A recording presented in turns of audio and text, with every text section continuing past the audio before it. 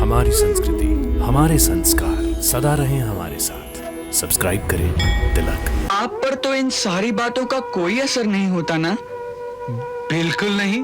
ये सब मोह की माया है। अज्ञानियों को ये भटका सकती है, परंतु जो ज्ञानी होता है इन भावनाओं की नदी में नहीं बहता।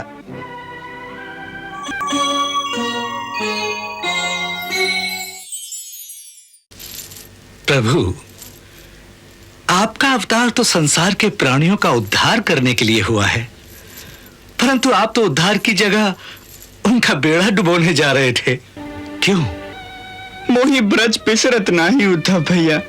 ब्रज की वो कुंज गलियां, गोपियों का स्नेह, यशोदा मैया की लाठी, नंद बाबा का दुलार, राधा का निश्चल प्रेम, वो सारी यादें मिलकर जैसे एक साथ मुझ पर आक्रमण करने लगती है। मैं लेटता हूं तो चारों ओर से जैसे मुझे घेर लेती हैं। और आज तो राधा ने ऐसा मौन धारण किया कि उसकी दशा देखकर मुझे भी रुलाई आ गई उद्धव भैया।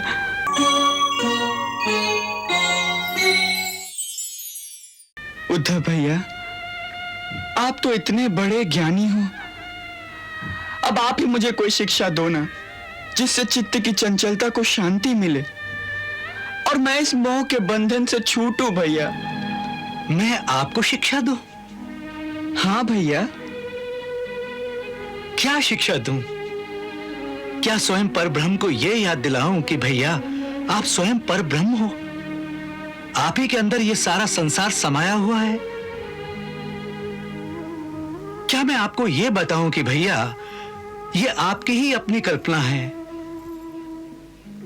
जिसे आप स्वयं ही अपने इर्द गिर्द लपेटने का नाटक कर रहे हो?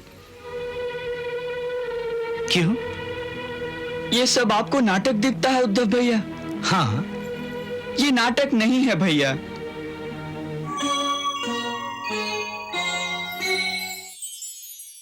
सचमुच मेरी जान पर बनी हुई है। अंदर से फूट फूट के रोने को जी चाहता है। बस इसीलिए आपसे सहायता मांग रहा हूं। इस समय मैं भावना की नदी में डूबता जा रहा हूं भैया।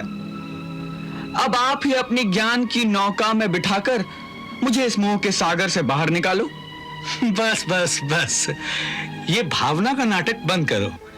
ये उन्हीं भोली भाली ग्वालिनों को सुनाकर उन्हें चलते रहो। मुझ पर ये हथियार नहीं चलेंगे। आप पर तो इन सारी बातों का कोई असर नहीं होता ना? बिल्कुल नहीं। ये सब मोह की माया है। अज्ञानियों को ये भटका सकती है, परंतु जो ज्ञानी होता है इन भावनाओं की नदी में नहीं बहता।